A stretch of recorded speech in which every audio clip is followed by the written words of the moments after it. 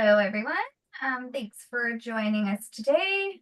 We just opened the waiting room, got everybody out of there. So we're just gonna give it 30 seconds or so before we get started, just as everybody gets in here.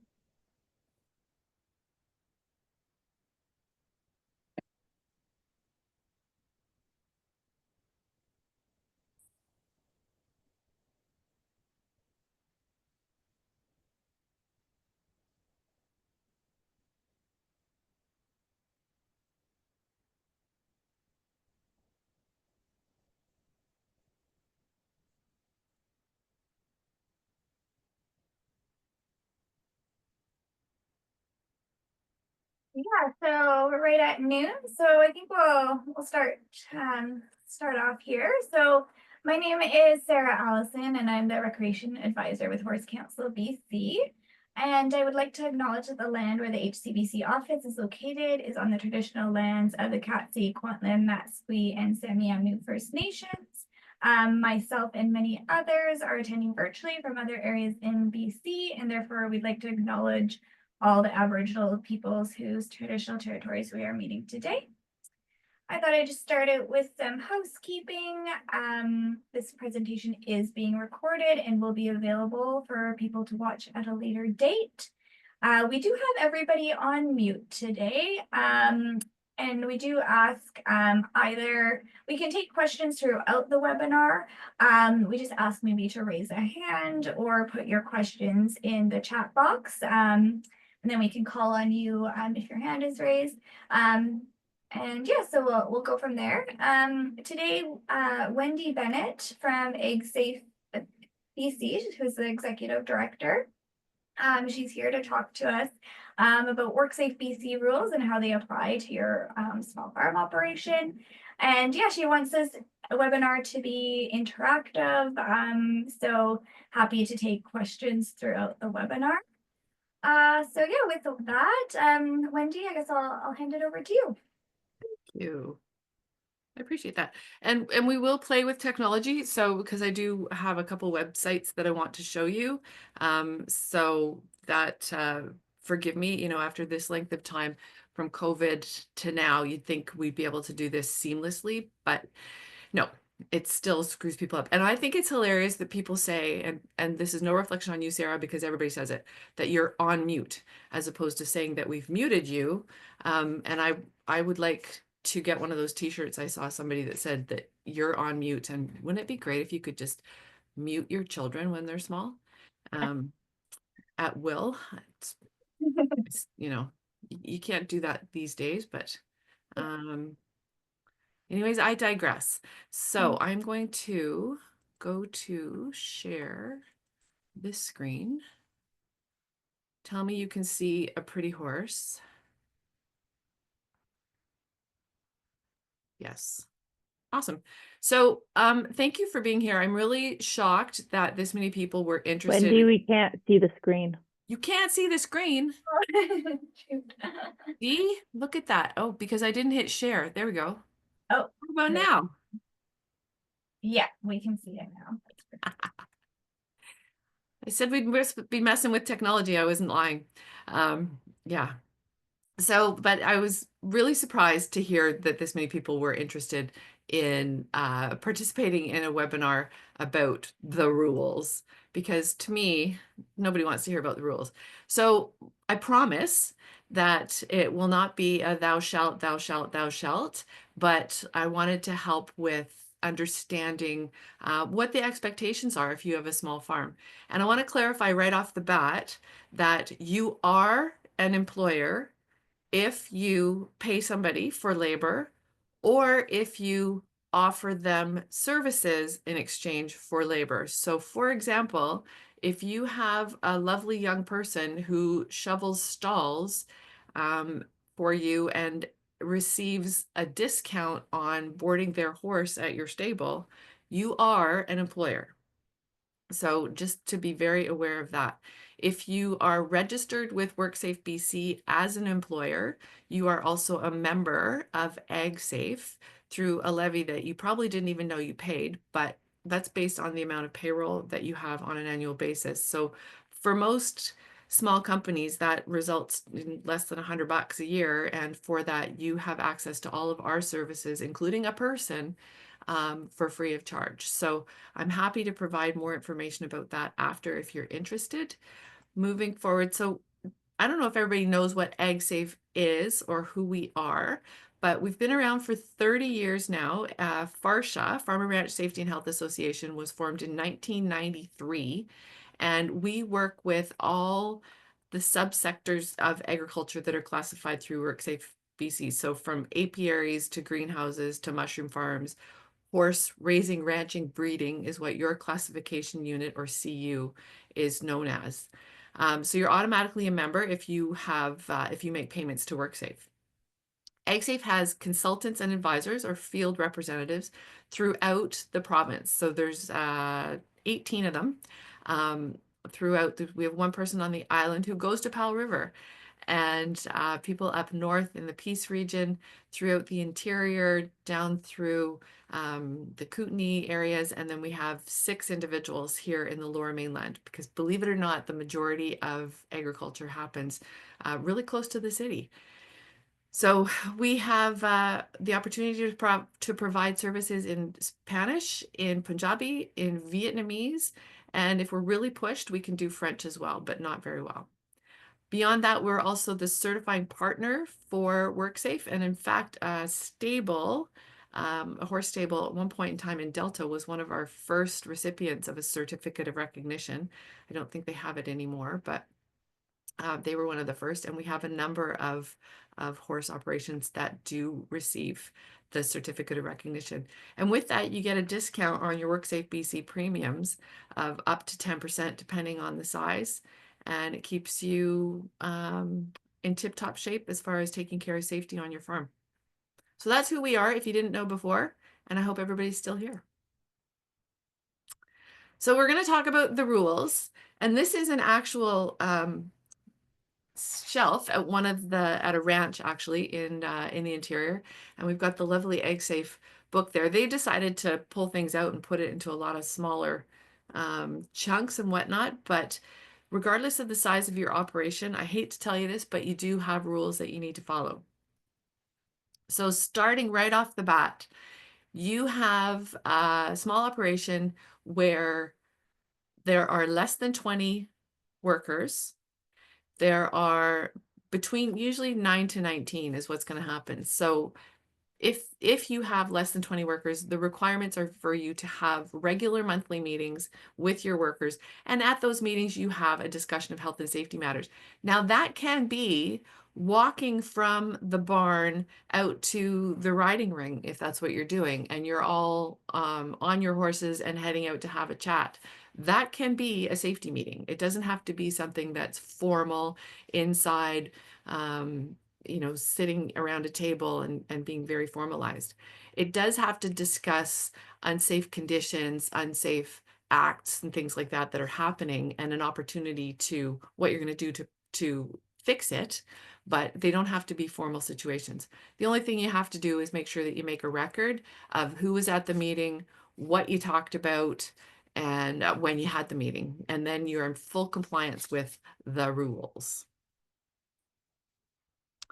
So within the program that you're going to put together, you need to have something that's designed to prevent injuries and illnesses on your work site. So without limiting, that's very, very general, but it does have to state what your aims are. And your aims are probably that nobody gets hurt, that everybody goes home at the end of the day in the same or better condition than when they arrived at work. You need to make sure that you're looking at a regular inspection, and that's of the premises, the equipment that might be used, the work methods and work practices that people are using, and that it's done at appropriate intervals to make sure that any action undertaken to correct conditions that are found. So if you have if you're up in a really, really snowy area of the province and your riding ring is not going to be used in December, January, February, March, you don't need to go out and inspect it during those months because you're not using it. But it would be very important that you do inspect it properly when you are going to use it so that you can correct any negative impact that might have happened over the winter time when there was a lot of snow or things like that. You need to make sure that you have written instructions for all of your workers who can look at to make sure that they understand what the expectations are and what they need to do. Management has to have periodic meetings to review any incidents that may have happened, any activities and trends, anything that needs to happen as far as safety is concerned. And then, of course, ensure that you're able to do thorough and what do I want to say? Prompt investigation if there's an incident. And an incident doesn't have to result in an injury. An incident can be what's known as a near miss. You know, one of those, whew, that was close, where somebody could have been hurt or something bad could have happened.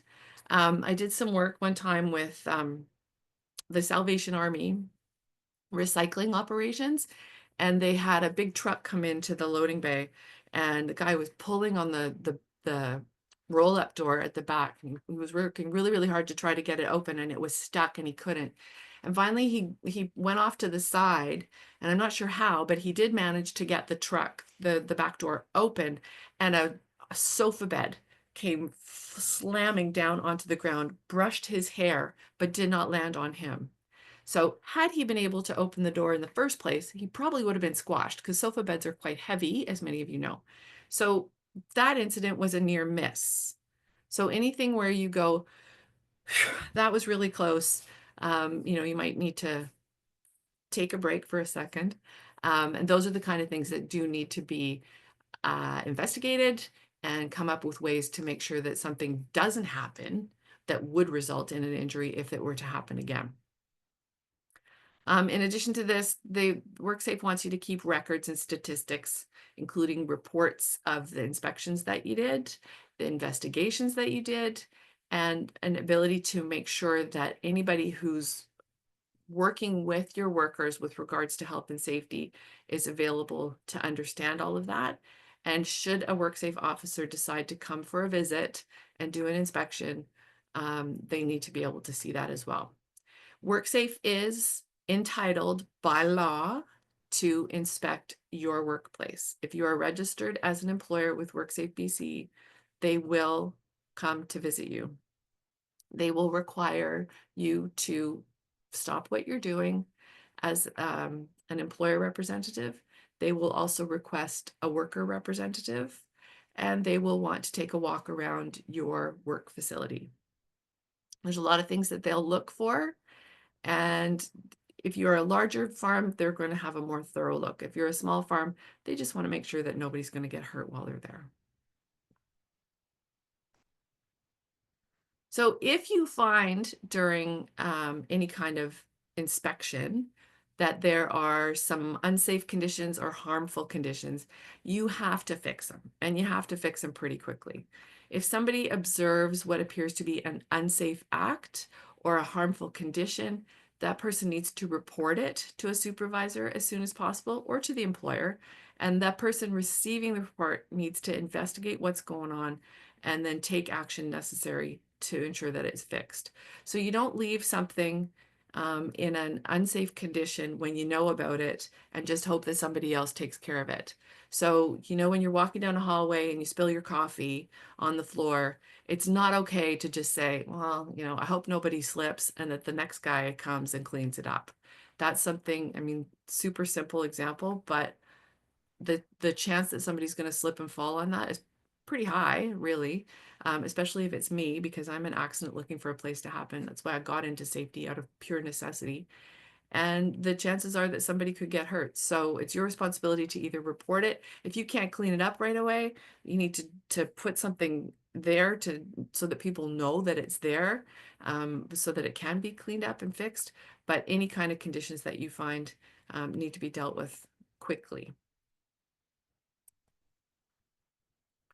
So some of the general inspections that need to happen, excuse me, you need to make sure that inspections are done of your entire place, as I said. So your workplace, your buildings, your structures, the grounds, any tools and equipment, any machinery. You need to look at how things are being done. to prevent any unsafe conditions from developing.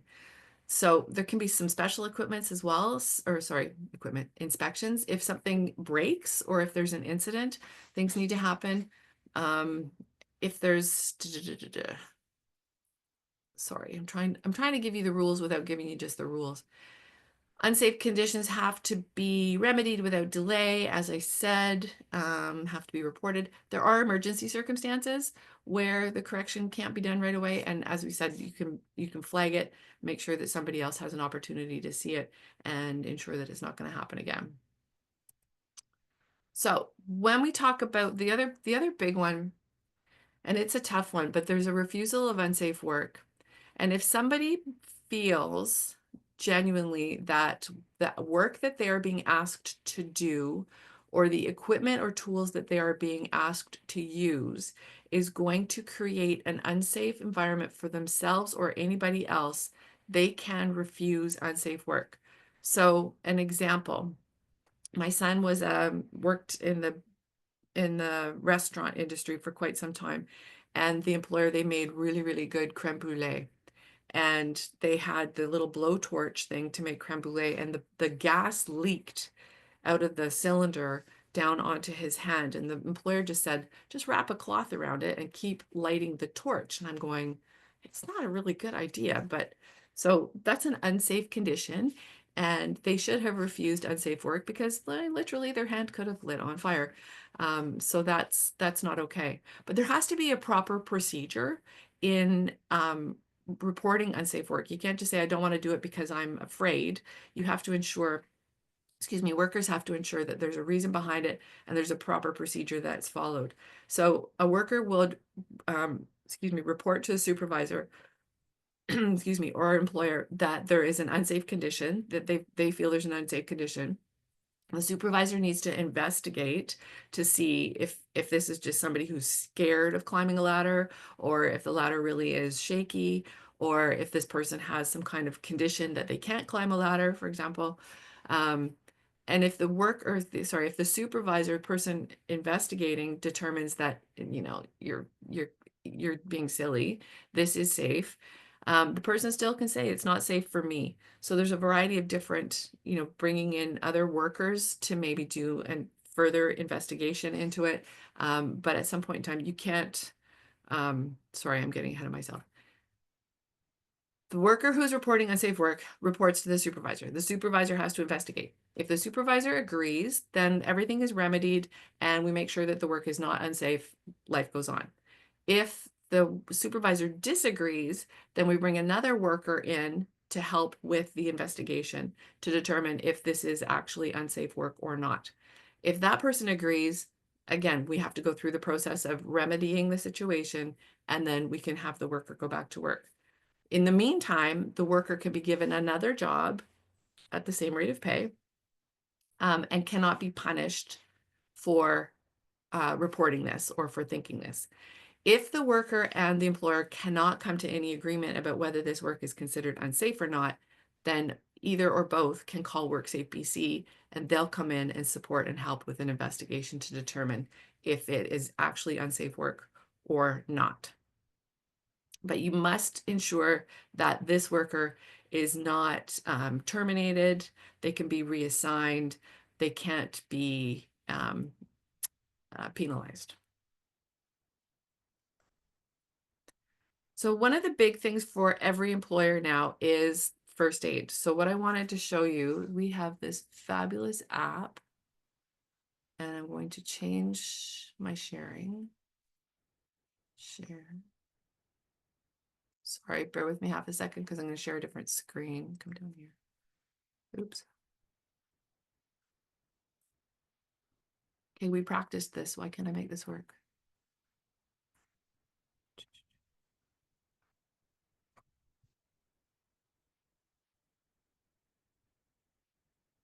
Stop share. Go here. Go here. Okay, okay, I can see what you see. Okay, so Yeah, we can see your left first, browser. the rules for first aid have changed across all industry in the entire province. So effective last November, there are new rules. So the kits changed, the training changed. Previously, you had to be the evaluation of what level you needed was based on how close you were to a hospital. Now the evaluation is based on how close you are to an ambulance station, because there are more of them throughout the province. There's a lot of opinions on this one, but that's just the way it is. So what we've done now is provided a first aid assessment tool for BC Agriculture that will help you figure out what you need at your facility. So you just click start your assessment, put in your information. What workers did you talk to? Joe was there. We're going to look at what date we did it, and that was today. We go through here and it provides room for how many workers you have. So I'm going to take a wild guess that the majority of this group is small and has 2 to 5 workers for now. Do workers at this location only perform office work? No. Is there a vehicle? Is this a vehicle for transporting workers? No. Your CU, if you're not aware, this is how WorkSafe identifies what you are. So these are all the classification units in agriculture. So this group is horse ranching, raising, and breeding, which is considered to be a high hazard. Lucky you. Activities at this location typical of your CU, it goes into some detail as to what are typical activities. So we're going to say yes. So is travel time to the ambulance station over 30 minutes during working hours? And for this, you need to take into account, are there train tracks that could be blocking your area? Further onto this, you need to take into account, is this an ambulance station that is fully staffed all the time? Is it near a hospital that may be closed sometimes? So it can be really complicated. We do have the little link here that will tell you all the locations of the ambulance stations in the province. So that can help you to identify where you are in relation to where an ambulance station is. Because unless you live or work near an ambulance station, you probably don't know where the nearest one is in most conditions.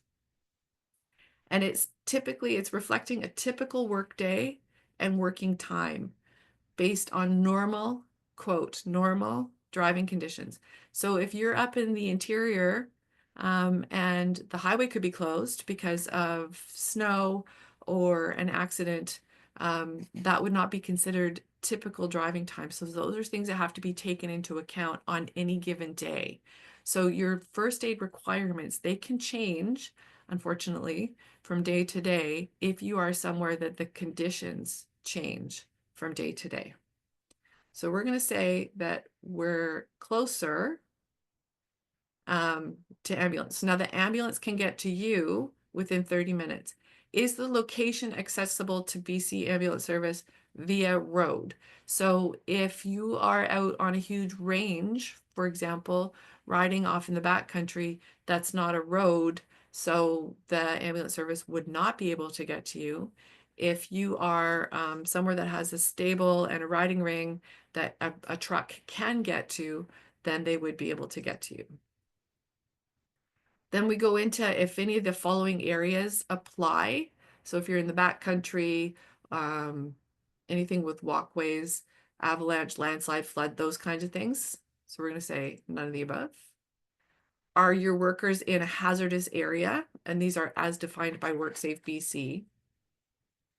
It's unlikely, so I'm going to say no. And then it tells you exactly what you need. You can see this. So it's defined you as high hazard in class 1. You need a basic first aid kit, which of course you've got, and you're going to need a basic first aid attendant. Then we look at any additional factors, any additional like unique risks and hazards that might not be typical of your classification unit, types of injuries that have happened in the past. Those things need to be taken into account. Barriers that might limit access, a worker's access to first aid, not access to ambulance, but access to first aid. Equipment if you need to rescue somebody, and then other barriers that might be needed. So from that, you can download this assessment, which shows that you did an assessment, which is one of the new requirements as well. So at this point, I can't see the chat, but if anybody has questions at this point in time, because this is a huge change that happened, I'd be happy to take questions. Or we can do questions later. Okay, so I'm going to stop sharing that. Go back to my presentation. Okay, slide. Share that. Oops, sorry, one sec. Oh, share this one.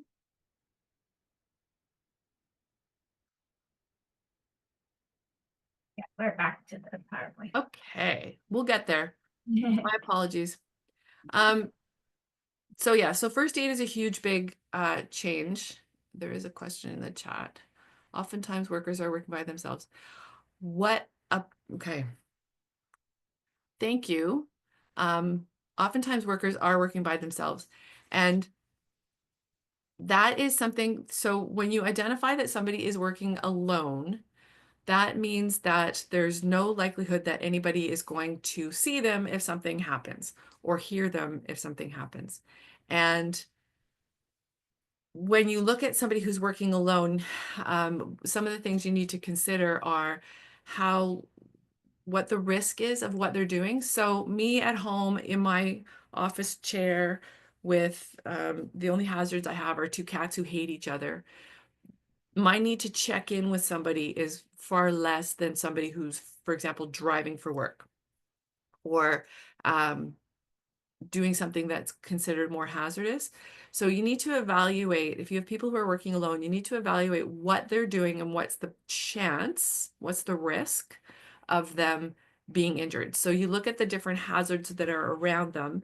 If they're working alone with horses that are unpredictable versus, the old mare that you had and is 20 years old and all kids can do everything they want to them and anybody can touch them and they would never hurt anybody.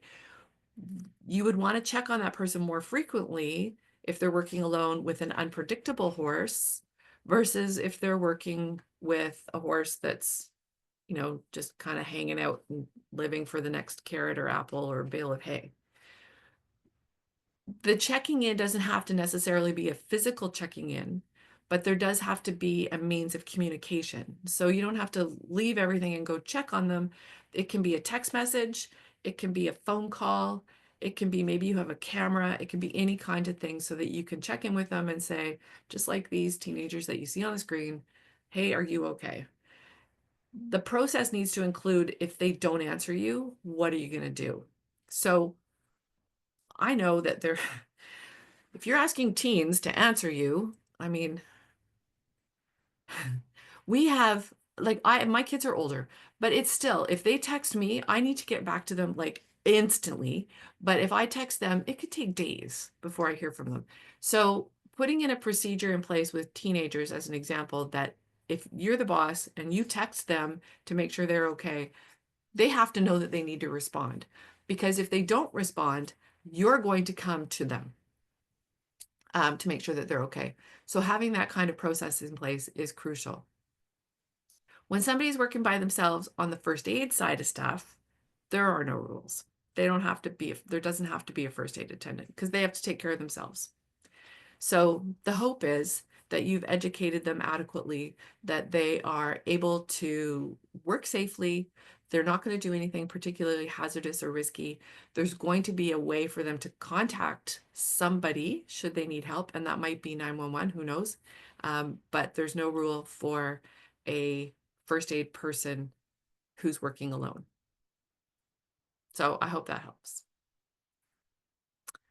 What we do need to look at with new or young workers. So a young or new worker is somebody who is new to the workplace. So they're there for the very first time ever, or they've been at the workplace before and now they've returned, but the hazards may have changed during their absence. If they are impacted by a change in the hazards, but they've been there for a while, or if they've relocated to a new workplace with different hazards. So I worked for the school district for a really long time. So if you had teachers or custodial staff who were moving from one school to another, that is a new workplace with different hazards. If you went from being in a primary school to a secondary school, the hazards are different. If you went from an indoor barn to an outdoor facility, the hazards are different. If you're new to work, and the challenge is that young workers are considered between 18 and 25, or 16 and 25, and they don't ask questions because they think they know everything. A lot of the teenage boys have what I call Superman syndrome. I have 3 boys, and they think nothing can happen to them, so they won't ask questions. So it's even more crucial that you offer them an opportunity, or that you offer orientation and information. And this is a YouTube link. I'm not going to go there because it takes too long, and I was just going to show you. But we have a 20-minute video that is on our website that will give you the full safety orientation for anybody working outside in agriculture. And I can put that link in the chat later. So when you have a new young worker, young worker, you need to go through who do they contact for a safety concern, for their supervisor, or any of the things that they might need to talk to somebody about. Excuse me. You need to ensure that they're aware of their rights and their responsibilities under the Workers' Compensation Act and regulation, including reporting unsafe conditions and the right to refuse to perform unsafe work. You need to make sure that they know the workplace health and safety rules that you have in place specifically, any hazards that they might be exposed to, including risks from robbery, assault, or confrontation. And if they're working with members of the public, those are things that do come up. You need to ensure that they know what to do for working alone or if they're in isolation. You need to make sure that they're aware of violence in the workplace. So if it's a member of the public or a colleague or a client who is exhibiting, demonstrating violent tendencies towards them, how do they handle that and what do they do? You need to ensure that they are aware of any personal protective equipment that you require them to wear. So are they required to wear a helmet? Are they required to have special kind of boots? Do they need to have any other specific gear, personal PPE while they're working in the barn or working for you? They need to know where your first aid facilities are and how they would summon first aid, excuse me, if they need it, and how to report any illnesses or injuries. They need to know any emergency procedures, and that can be a huge range of things depending on where you're located. There can be a lot of different situations. If you're up in Lake Country and the whole area up in the Thompson Nicola region too, where there's a really big risk of forest fire, they need to know what to do if that becomes a situation. You, the employer, are responsible for instructing and demonstrating their work task or work process and making sure they understand it and can do it competently and safely. That's your responsibility as an employer. They need to know that you have a safety program in place. They need to know about WHMIS, which is Workplace Hazardous Material Information System, which just means if there are symbols on any chemicals and things like that, they need to know how to get more information or not touch it unless they've been trained properly on how to use that. And then they need to know contact information for any other worker that might be responsible for health and safety with the in the workplace. Thank you, Cheryl. It's a lot, but like I said, we have a 20-minute video, so you can get this done relatively quickly.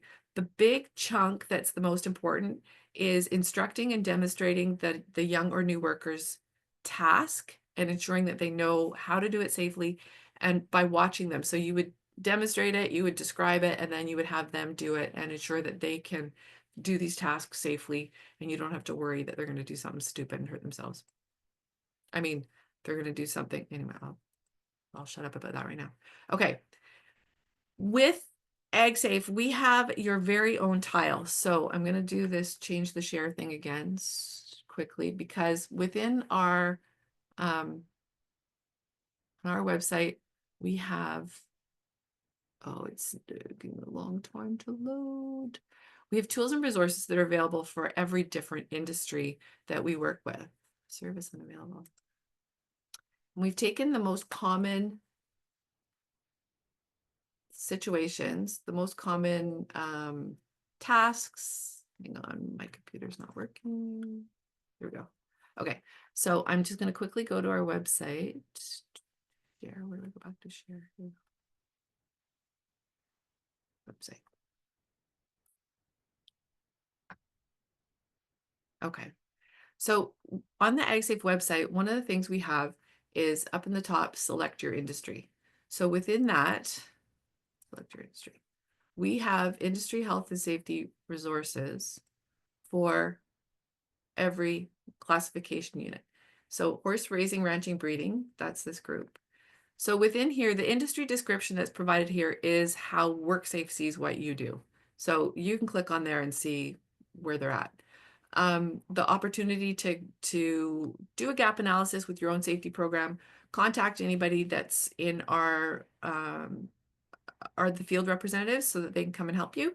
But then we've got all of the documents that you might need.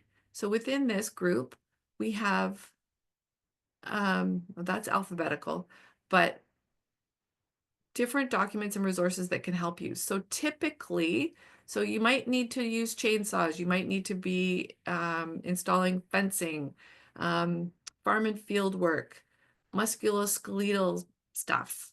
We get into mobile equipment and the different, so this is when I said, a new worker, you need to demonstrate, describe, and do. So within these packages, this is handling and care, breeding, riding and care facilities. So what are some of the typical tasks that we've learned from industry? What kind of safety hazards exist? What kind of risk is that? And what are you going to do to teach a new or young worker how to manage the hazards and the risks? All of the different orientations, different inspections that you need to do. If you need to have a safety talk, all of the documentation's there for any number of different things that you might want to deal with. If you have policies with regards to discipline, drugs, all of the admin information that you need to have cover your proverbial butt in the event of a situation. So everything is there for you as an employer with workers. Okay, stop share.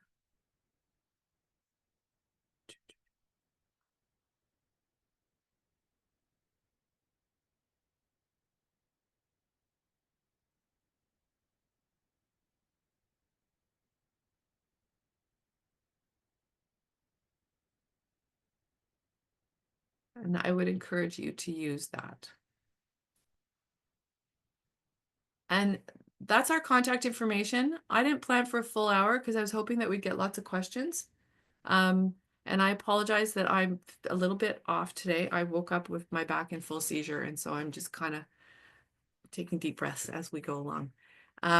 We can be reached. There's a toll-free number. We're based in Langley. We have representatives all around the province.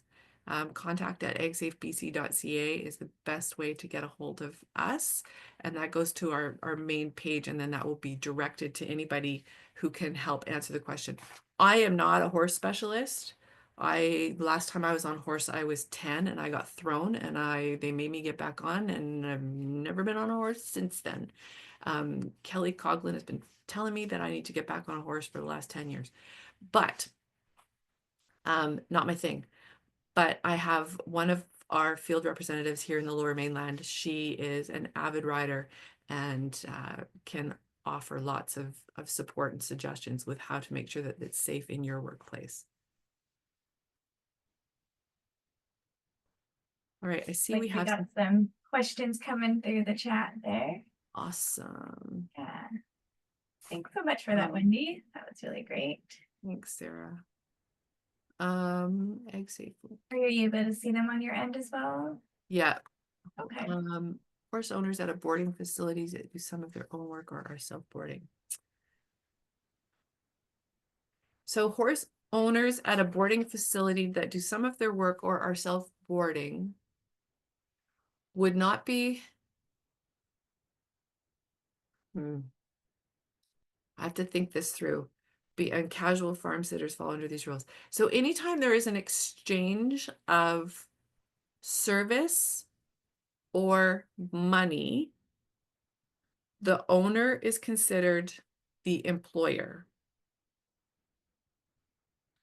So the owner, so in the situation where you own a horse and you're keeping it at a boarding facility and you do a lot of your own work, but you pay rent, I'm assuming, to that boarding facility. The owner of the boarding facility is not paying, you're paying them. So okay, so they would be responsible under more of their liability insurance piece to ensure that you are aware of reasonably known or foreseeable hazards. So if there's some kind of situation that's happening. So if they're rebuilding or redoing the roof, for example, and now there's going to be workers, because this is going to help with the next question that came in too. So if there's workers that are going to be at the site doing work, then the owner is responsible to ensure that anybody else coming onto the site is aware of any of the hazards that could be created as a result of workers coming on the site. So if somebody's coming to work on the roof of the barn, for example, that is going to create falling from heights hazard. They could drop equipment. There will be ladders. Those could be things like that. So the owner of the site who is contracting that contractor needs to ensure that anybody else, contractors, guests, paying clients, any of those individuals are aware of known or reasonably foreseeable hazards. If there's somebody's bringing a dog with them who is really super friendly, but maybe doesn't like other dogs or things like that. So that's a requirement. Not sure if that makes sense or not. The other piece is, and Kelly said, what about farriers or other service providers that come on your farm? If you are the owner of the property or represent the owner of the property, then that's your responsibility to ensure that a farrier who's coming on knows of any reasonable or knows of any known hazards or reasonably foreseeable hazards. That if there are other workers there or other contractors there at the same time, who's in charge? So that's a whole nother, we have a package as well for that, for contractor coordination.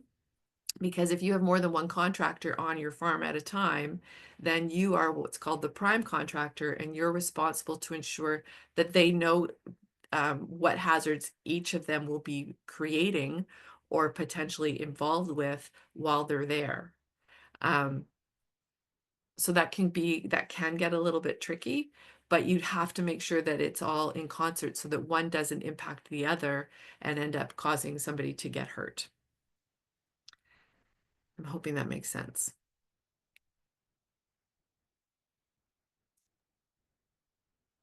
We just Yes? would casual farm sitters fall under these rules as well? Not Casual farm sitters. So would a farm sitter be paid or be provided services? So if something wasn't clear. yeah. Oh, I Sorry. think. Okay, so a farm sitter, if they are receiving something, paid farm sitter. So yes, it would totally apply. So a paid farm sitter who's being paid to take care of the facility, the employer, the person who's paying them, would need to. Gets tricky. It's like I'm not an employer when I pay somebody to come in and feed my cats, for example, when I'm away. but I do have a responsibility to make sure that they're aware of any hazards that they might be exposed to when they come into my house. So a paid farm sitter, if it's similar, totally different, I get it, but it's similar, as long as they're made aware of the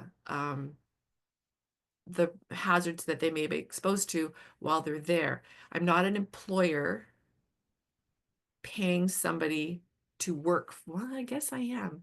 I'm really sorry, you've stumped me. I'm going to work on that one, and I'll have to get back to, I'll email Sarah and that answer can go out. Yeah, that wasn't clear, but I'm going to find out about that one because that you've stumped me on that one.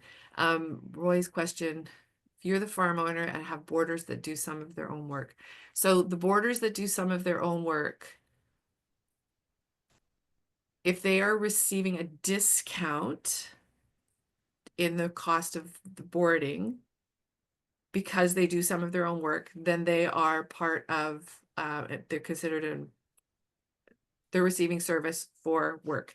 If they just choose to do some of their own work, then they just choose to do some of their own work. But regardless, if you're the farm owner, you are obligated to ensure that everybody who comes onto your farm is aware of hazards, is aware of how to contact help if they're going to need it, and is aware of other hazards that might be present on the workplace at the site at the time. Does that help?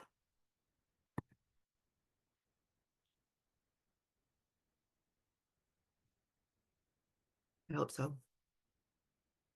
Would they be considered employees?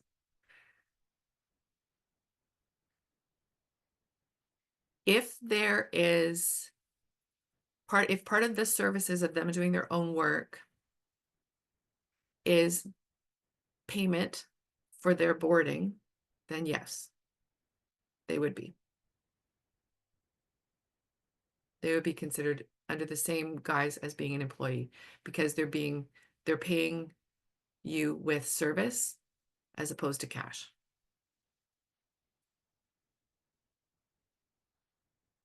You're welcome. Thanks for good questions and for walking me through it.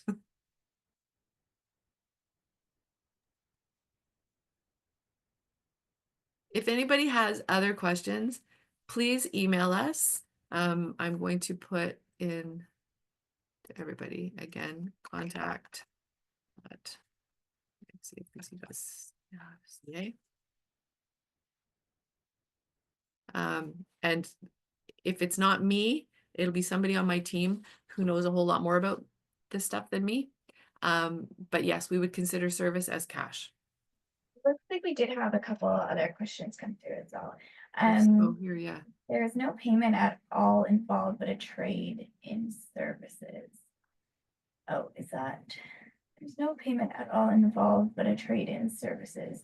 So I get to, well, that is a trade in services. You can board my horse, or I can board my horse at your place, and I'm going to clean the stalls every Saturday afternoon for 4 hours. And so therefore I get to board my horse for free. So that's considered payment, right? Because I'm paying with a service. If somebody volunteers to paint my jumps or help with paddocks when I'm sick but are not compensated, they're not considered employees. Correct. Because they're just helping out, being a friend, doing something nice. Yeah, they're not compensated. They're not employees. You still need to make sure that they're aware, for liability purposes, that they're aware of known or reasonably foreseeable, and I hate that term, but that's what they use, hazards. So if there's like a really vicious dog on the site, you need to make sure before they go to come and paint for you that they know that the dog has been put in the house or something like that. That kind of stuff. But if they come just because they're a nice person and they've come to help you, then no, they're not considered employees. And that would not fall under the WorkSafe rules. But service as cash, if you're getting it discounted in one because you're providing a service, then yes, that does count. And if that individual, so if Dallas was mucking out his stall and was hurt and couldn't work for a period of time, potentially that could be filed as a claim with WorkSafe, and Dallas could be compensated through WorkSafe coverage of the barn owner, potentially. It can get, when you get into claims and stuff like that, it can get really, really convoluted and really messy. But provided that if the farm owner said, here's the deal, this is going to be slippery, you need to make sure that you're wearing the proper boots, and that, you know, you're not here during these times because it was whatever, put all the stuff in place, and you both had an understanding of what the expectations were, then the employer can say, I did everything that was reasonable for me to do to ensure that this person worked safely in their environment, and that you know, they still got hurt. Sucks to be you because you got hurt, but there, you know, the claim may or may not be one that WorkSafe would accept. That's a whole nother webinar. And we just had Stella asking, what about volunteers? So what do volunteers, so volunteers are still considered workers under the Workers' Compensation Act, and still need to have all of the same information provided to them as far as health and safety at the work site that you would provide to somebody who was an employee.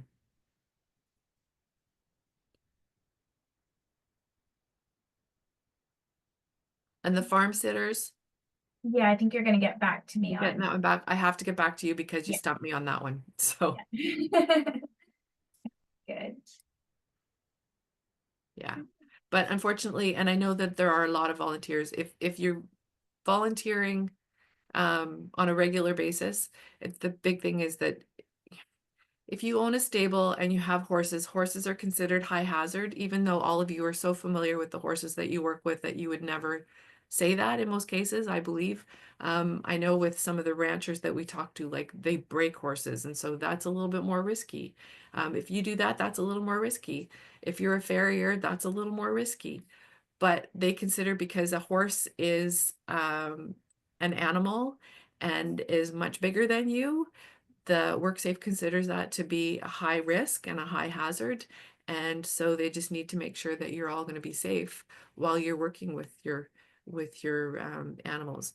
And you know, I know that within the riding rings, and I'm so grateful that helmets have become a thing. If they weren't now, try telling that to the cowboys that are out on range. Not a chance that they will ever wear a helmet, and they're in a far riskier situation than anybody in your industry. But that's just another group of people that I don't know anything about, and they've made sure to tell me that. Um, Safety signage, it depends what you're looking for, and waivers. So if you're listing possible hazards, if you're listing if you're listing hazards that exist and making sure that people are aware that they are there, providing education to them and information as to how to address the hazard, mitigate the hazard, and reduce the exposure to the hazard, then that's your due diligence, and you're doing everything you can to protect a person who comes on your site when you know that there's something that's hazardous for them. It's not a waiver, you're not giving away any liability, but you're doing your due diligence in ensuring that I told them that there's a document that says this exists, you need to wear this PPE, you need to ensure that you're, you know, doing the task this way. Any other things that you can think of that, like one of my team, he says, what would you say in a court of law? What did you do to make sure that that person was protected when they were on your site? And what would you say in a court of law that would say, I did everything I could to make sure that they wouldn't get hurt? You're dealing with horses, but you're also dealing with people, and you're dealing quite often with young people who think that, you know, the rules don't apply to them and that they could never get hurt. No offense to any young people who might be here, but that's just, you know, it's the way it is. So if you are ensuring that you're doing everything that you could reasonably be expected to do, like if it was your own kid, what would you want them to have learned when they went to that person's site? and make sure that that's what you do for anybody else who's coming on your site.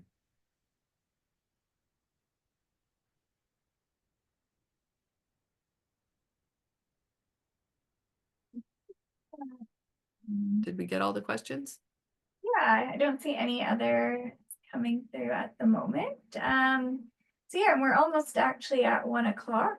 So yeah, I think we'll wrap up then, Wendy, and I appreciate you taking the time to come and chat with us today and do a webinar. And it's great that we have this recorded, so some of the people that weren't able to jump on and everything can still get some information. Yeah, and yeah, thank you everybody else, and enjoy the rest of your day, you guys. Thanks for having me. Thanks everybody for coming. I really appreciate it. I truly didn't think anybody wanted to come learn about the rules. I'm glad it worked out. Yeah, people are interested for sure. So yeah. All right. So thanks again, Wendy. You take care. All right. Thank you. Bye.